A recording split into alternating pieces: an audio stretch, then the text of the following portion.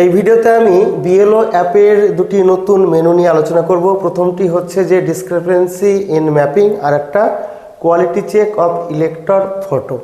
তো এটা আমরা পাবো বিএলও অ্যাপের ভার্সন 9.04-এ। তো এখানে আমরা চলে যাব, এবার দেখব যে এখানে কী কাজ হয়। তো এখানে যদি আমরা প্রথমেই কোয়ালিটি চেক অফ ইলেক্টর এই অপশনে যাই, এই অপশনে যাওয়ার পরে আমরা এরকম ধরনের অপশনগুলো পাবো, মানে এরকম ধরনের একটা পেজ পাবো। তো এখানে সমস্ত ভোটার্সদের নাম রয়েছে, মানে যারা যারা আমার পার্টির ভোটার, টোটাল ভোটার্স এখানে রয়েছে। এবার যদি আমি কোনো ভোটারকে বিশেষভাবে খুঁজে নিতে চাই, তো এখানে তার নাম, তারপরে এপিক নম্বরের শেষ 4টি সংখ্যা বা সিরিয়াল নম্বর দিয়েও কিন্তু আমি সার্চ করে নিতে পারি। তারপরে এইবার এখানে সেই তালিকা থেকে আমি যে ভোটারের কী করব, quality check of elector photo, মানে ফটো কোয়ালিটি চেক করব বা ফটো আপলোড করব। তো সেই ভোটারের যে ভিউ ডিটেলস যে জায়গাটা রয়েছে এখানে টাচ করব। এখানে টাচ করার পরে দেখতে পাচ্ছেন যে উপরে ইলেক্টর ডিটেলস এই অপশনটা থাকবে।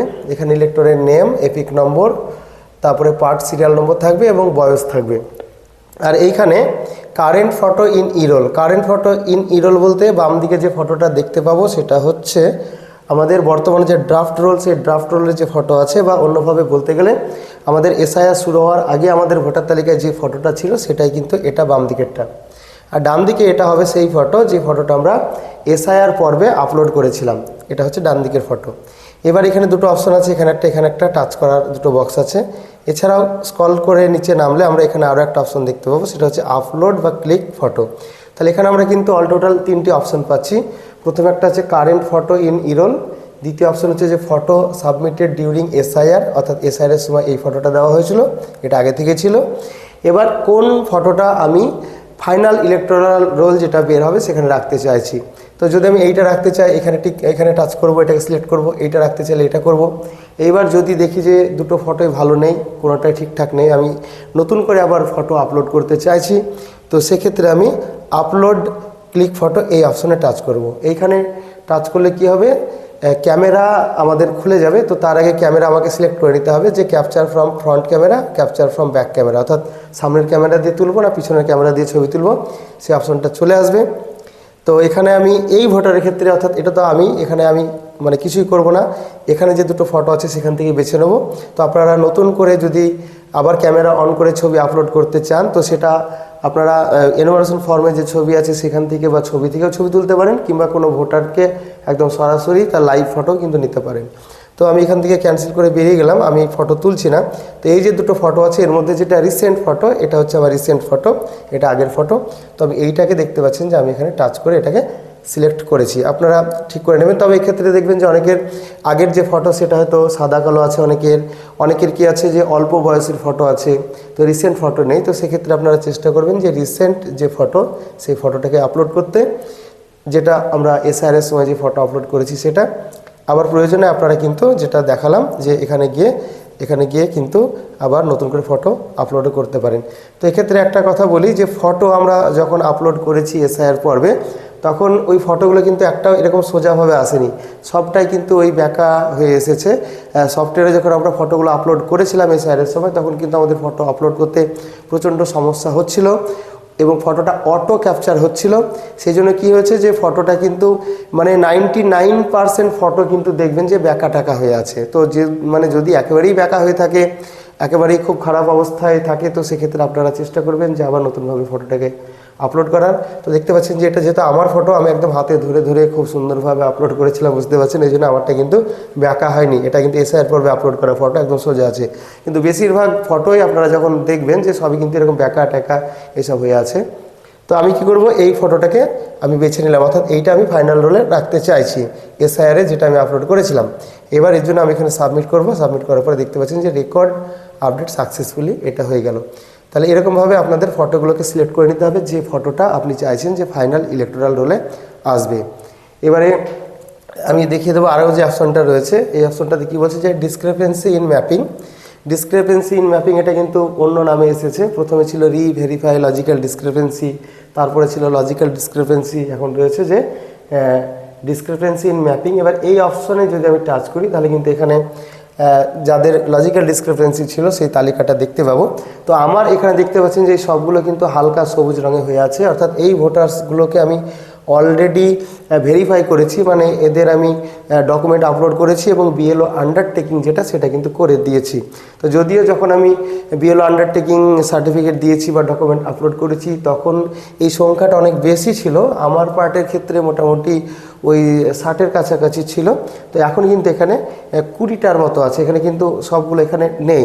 এক্ষেত্রে আরেকটা কথা বলে রাখি যে এখানে যে তালিকাটা আমরা পাচ্ছি এইগুলো বেশিরভাগই কিন্তু ওই বাবার নামের মিসম্যাচ বলতে এখানে আমার পার্টে আমি যেগুলো এসেছে দেখলাম সেগুলো সবই ওই বানানের ভুল, এবং বেশিরভাগ ক্ষেত্রে কিন্তু বাংলা বানান কিন্তু ঠিক আছে। 2002 এবং 2025 বাবার নামের বাংলা বানান ঠিক আছে, কিন্তু সেই এআইয়ের মাধ্যমে বাংলা বানানকে ইংরেজি করতে গিয়ে সেই মিসম্যাচটা হয়ে গিয়েছে। যেমন বিকাশ যদি একটা উদাহরণস্বরূপ বলি যে বিকাশ একদম 2002-এও আছে বিকাশ, 2025-এও আছে বিকাশ, কোন একটা ভোটারের বাবার নাম, কিন্তু 2002-এর সেই বাংলা বানানটাকে ইংরেজিতে যখন ট্রান্সলেশন করা হয় সফটওয়্যারের মাধ্যমে বা এআইয়ের মাধ্যমে তখন কী হয়েছে, সেই বিকাশটা ভি দিয়ে শুরু করা হয়েছে, এবার লজিক্যাল ডিসক্রিপেন্সি এসেছে। এছাড়া কারো নাম মানে কারো ভোটারের মানে কোনো ভোটারের বাবার নাম এবং তার মিডিল নেম এই দুটো কোনো কোনো জায়গায় হয়তো একসঙ্গে আছে, কোনো জায়গায় হয়তো মাঝে একটা স্পেস আছে।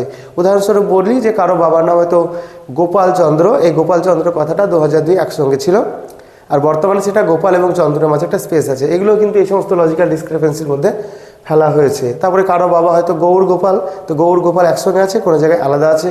কারো বাবার হয়তো নারু গোপাল, এবার নারু গোপালের বানানটা NARU লেখে, এবার ওই এর মাধ্যমে অনেক সময় কী হয় NADU হয়ে গিয়েছে, এবার এই RU আর DU মিলছে না, এই জন্য কিন্তু লজিক্যাল ডিসক্রিপেন্সিতে এসছে। তো আমার এখানে যেগুলো দেখছি সবই হালকা সবুজ রঙে, অর্থাৎ এইগুলো আমি সবই কিন্তু ভেরিফাই করে দিয়েছি, বিএলও আন্ডারটেকিং সার্টিফিকেট দিয়েছি এবং ডকুমেন্ট আপলোড করেছি।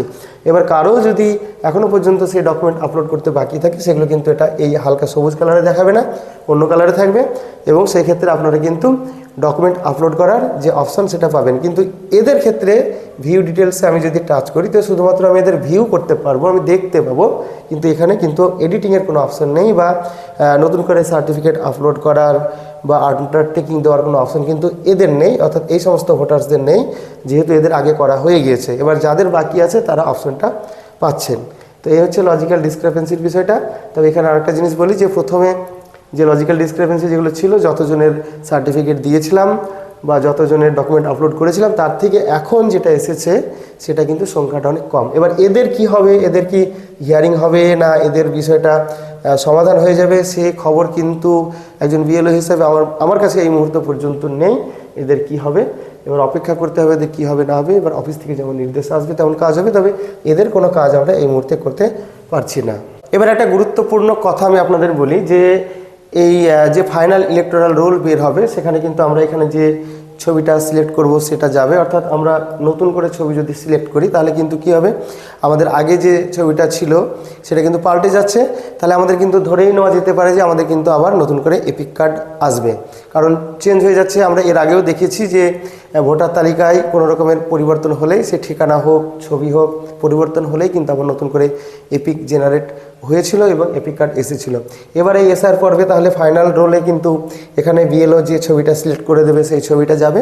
তো আমি যদি এই নতুন ছবিটাকে সিলেক্ট করি, অর্থাৎ যে ফটোটা এসআইআরের পর্বে আমি সাবমিট করেছিলাম বা যেটাকে আমি যদি আবার প্রয়োজনে নতুন করে কোনো ফটোকে সাবমিট করতে চাই, তো সেক্ষেত্রে কী হবে, ছবিটা কিন্তু পাল্টে যাচ্ছে পুরনো ভোটার তালিকা থেকে, তাহলে স্বাভাবিক কারণেই কিন্তু একটা নতুন এপিক কার্ড জেনারেট হবে এটা বলা যায়। তাছাড়া প্রত্যেকটি ভোটারের আবার নতুন করে এপিক জেনারেট হবে কিনা, প্রত্যেকের জন্য নতুন নতুন ভোটার কার্ড আসবে কিনা সেটা কিন্তু এই মুহূর্তে আমার জানা নেই।